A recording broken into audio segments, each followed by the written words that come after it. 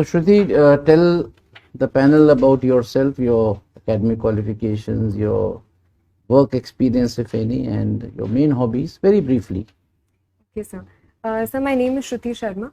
I have been a student of history. I was born in Bijnor, educated in New Delhi.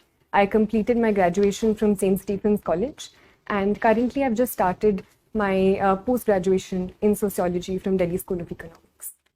And I am constantly like to learn new things and explore new cultures through language, food, books, and cinema. And I'd like to see myself as an optimist. Sir. So, Shruti, uh, you are a graduate, and you have done MA also in sociology. I've Delhi just School of started my. Economics. Sorry, I've just started my MA. you have started. Oh, you have started this. Very school. So, with the Stephens, in your background, and with the Delhi School of Economics, both are so internationally known institutions. I do not know what you had in mind initially, but why civil services? Um, so there are a number of reasons why I want to pursue this profession. Firstly of all, sir, I believe that I have had a certain privileged background, and therefore I always wanted to do something in which I could give back to society in some way and bring about some sort of change in people around me and give other people an opportunity to have the sort of privileges that I have had, sir. Secondly, I believe, sir, that on a personal level, I believe the diversity and the scope that these services provide can be an avenue for great personal growth and an avenue for learning a lot, which it would provide me, sir. Okay. So, Shruti, you are from Delhi. Now, how the safety of women, the perception about safety of women, has changed over the last, say, about 10 years, ever since Nirbhaya happened? Yes, sir. So the Nirbhaya incident was a turning point in terms of the global discussion that happened around Delhi regarding women's safety. So, in a sense, it was the turning point, and a very bad incident set the precedent for a lot of good steps that were taken post that time period. So, a number of steps have been taken since that time period by the union government and the Delhi government in that regard, ranging from the Nirbhaya Fund to certain steps by the Delhi government to increase CCTV coverage and reduce dark spaces, to also increasing scope for better mobility for women, be it in the space of women marshals in the buses at that point. So I think a certain progress has taken since that time period. Shruti, have you heard of a matter going on, Hindu minority status? Uh, yes, sir. So I just recently What is read the in the issue, news. if you can just throw some light?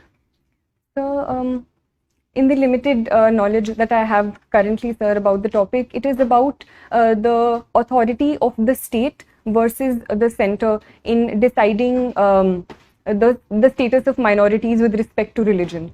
So there have been certain cases, as far as I recall, sir, such as the TMA Pi case, which talked about whether the minority status can be decided on a state level in terms of religious minorities, or it can only be decided in terms of the central government. So I think that is the issue. No, but this is primarily related to Hindus being given minority status in those states where they are in minority. Presently, even if suppose in the case of, say, Punjab or JNK, right, Yes. where Hindus are in minority, but the actual minority status is given to those who are in majority.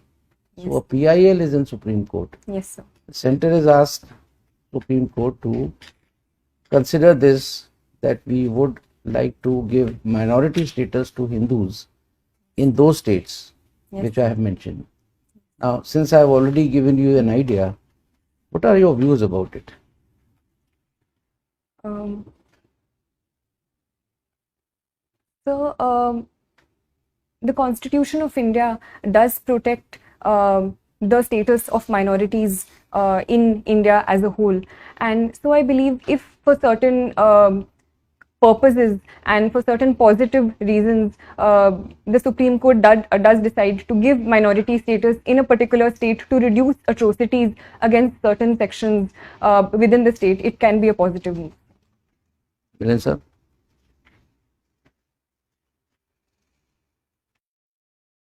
Question, I'll take it on. You see, the Supreme Court does it.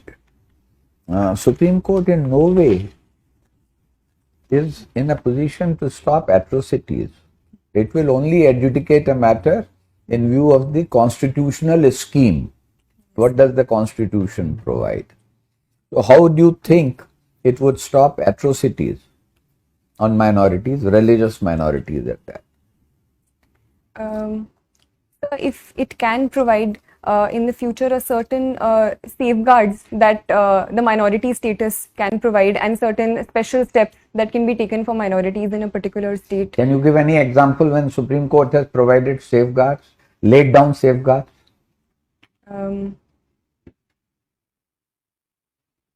You heard of Vishakha's case? Yes. Okay. You've been a student of history. Yes, sir. Who do you think, whom would you rate as a foremost historian of the later Mughals period?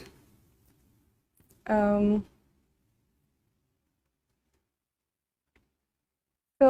Who are later Mughals?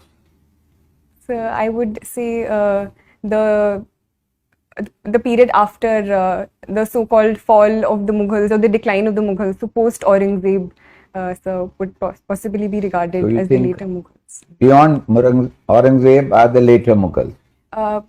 Yes, sir. So which are not considered so high and mighty in the course of their achievements. Okay. Recently there has been a talk. Certain people feel that there is a need to review and rewrite India's history. What is your take on that? So I personally believe that the writing and rewriting of history has been a continuous part and parcel of history since time and forever. And I believe rewriting of history is always a positive step. But at the same time, I believe this rewriting should be based on certain facts that history recognizes and the range of sources that history as a discipline recognizes. So if the rewriting is done in that regard, it can only lead to more positive debate and discussion in the long term.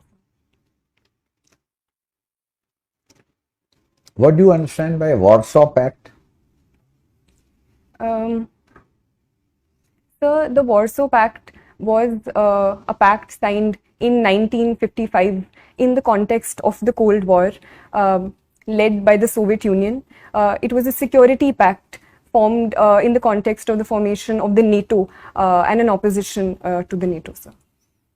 I have another question from history, on history. What was standstill agreement? Sir,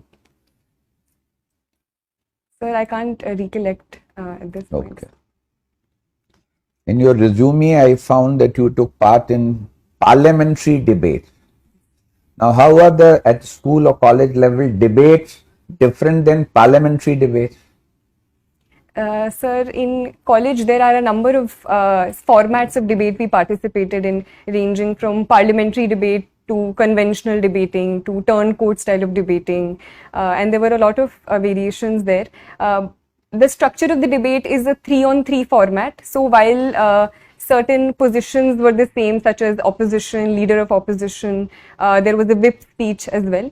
But I believe the parliamentary debates at school were on a particular topic. They were more structured and within a certain time limit, sir. As compared to parliamentary debates in the parliament, I do feel that sometimes they are quite long and are not in a point-to-point format as we discussed in school and college. One of your pastime or hobby is exploring word cinema.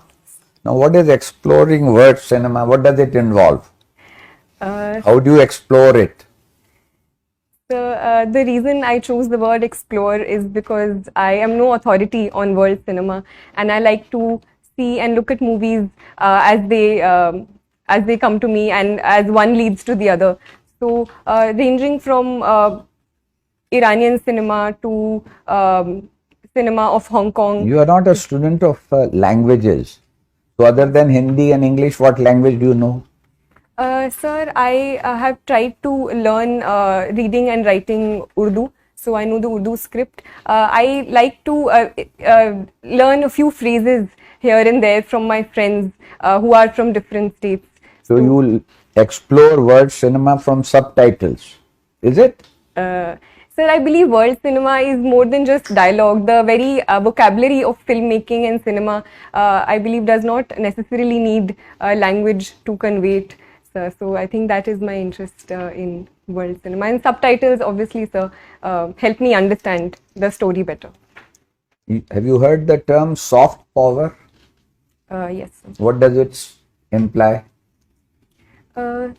So soft power is usually used in opposition to hard power, where hard power talks about a certain military might. Soft power, on the other hand, is the influence of culture and other aspects in increasing the might or the influence of a certain country or power over other powers. So cinema can also be one example of Any other illustration of soft power in context of India? So India's cultural outreaches, for example, yoga and international celebration of the International Yoga Day across the world, can also be an example of India's soft power. Okay, thank you. Well, Shruti, you are from your home district is Bijnor. So tell us something about Bijnor. Sir, Bijnor is a district located in western UP, sir. The river Ganga flows through it. So it is a very fertile state. Sugarcane being one of the major crops of Bijnor, and therefore sugar mills and the sugar industry is also very well developed, with 5 of the most largest sugar mills located here. In terms of historical importance, the place Vidurkuti is associated with Bijnor. There are a number of prominent personalities from Bijnor, ranging from Vishal Bharadwaj in cinema to poets like Dushyant Kumar, to historical figures like Abul Fazl associated with Akbar, sir. So it is truly a very rich. What product has been assigned to Bijnor district as a part of ODOP scheme of government of UP? Sir, woodwork and wooden craft, especially associated with Nagina, is assigned to Bijnor. Okay. So what is this Amrit Mahotsav? We keep hearing about Amrit Mahotsav. What is this Amrit Mahotsav? Now the whole country is celebrating Amrit Mahotsav. Sir, the government of India is celebrating 75 years of India's independence through Azadi Ka Amrit Mahotsav, where we are celebrating the Indian culture through performing arts, through our handloom, through celebrating our history. So various steps have been taken under this, ranging from establishing tribal museums to organizing certain cultural events to organizing quizzes related to India's culture on online platforms as well. Okay. So basically we are celebrating 75th year of India's independence. So even after now 75 years of independence and so much of progress on various fronts, still we have a good number of people who are having severe problem of poverty. As per recent data of Niti Aayog and even the international poverty check, we have, I think the number of course varies around 7% to 12% from different sources. What could be the reason why we have not been able to tackle this problem? So, I believe that a lot of progress has happened since the time period of India's independence, where close to 60 to 70% people were below the poverty line, to currently today, where close to 20% are considered according to the Tendulkar committee report. So a certain progress has taken place and the progress is ongoing, sir. But simply because of the huge challenges associated with such a large country, with such a huge population, and the over dependence on agriculture to a certain context, I believe, has been responsible. But government steps are ongoing to reducing these hurdles by taking steps in the realm of industry, in the tertiary sector, and other spaces.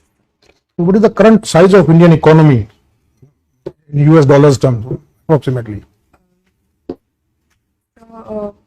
I can't recollect the exact. Okay. So we have set a target of 5 trillion US dollars economy by 2024-25. Currently we are at around 3 plus. Do you think we'll be able to go somewhere nearby by that time? Is there any, what measure do you think can Government of India take to really give a big boost to our growth? Yes, sir. So I do believe that I am an optimist. So I would say that we can surely reach this level. Certain obstacles are there, especially in context of the COVID pandemic and certain repercussions of the COVID pandemic, which have been on the global economy as a whole. But personally, sir, and as per the Niti Aayog report as well, infrastructure is one area where we do need to spend a lot of money in. So the Niti Aayog has said that $4.5 trillion should be spent in infrastructure creation till 2030. So that is one area we need to work on and are working on. Secondly, sir, is the area of industry and manufacturing, which the government has also given a lot of importance to, especially the PLI schemes and Assemble in India programs, which we are encouraging. MSME is also one sector in the manufacturing sector. Through various Mudra schemes we are pushing forward. Thirdly, sir, is agriculture, because more than 50% of our population is dependent on agriculture, and unless and until we tap on that front and diversify and add more value added products to agriculture, that can't be done. So in that context, giving importance to food processing industry is important, and bridging the gap between the farmer and the market through technology is also one step. So what is the scheme for basically promoting this food processing industry launched by the Government of India? So there is this scheme, I can't recollect the name, but it PM-KSY. Pradhan Mantri Kisan Sampada Yojana. So in your opinion, which is the very significant public policy initiative in the last couple of years by Government of India, which has done really, in your opinion, has done really well?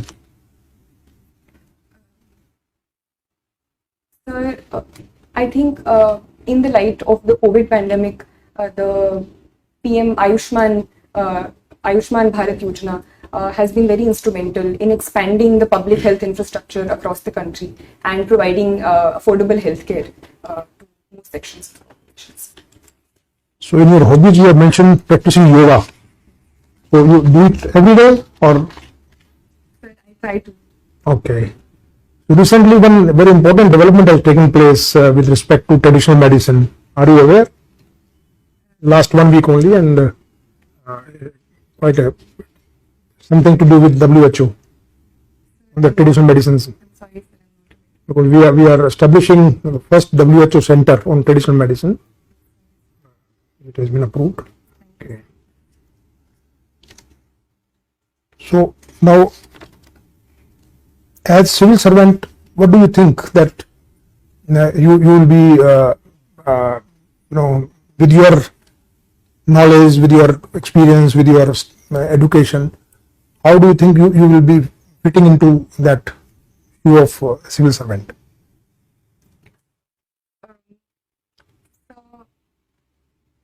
Sir, as per my background, I feel that my background in history can help me understand present social realities in a more wholesome way, and therefore solve them using that background of history and the social sciences, sir.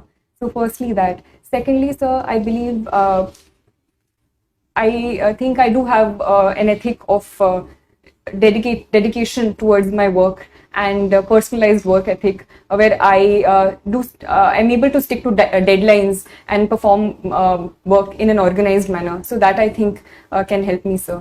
Thirdly, I believe, sir, that I I like to work in teams, and I have good interpersonal relationships with people around me, and I have been told so. So that also I think can be an asset. So have you any experience of working in a team in your college or university days? Yes, sir. I was in school. I was in the student executive, and I was appointed as the secretary of cultural affairs. Okay. So we organized all school events and participated in and organized all the events during the entire school year.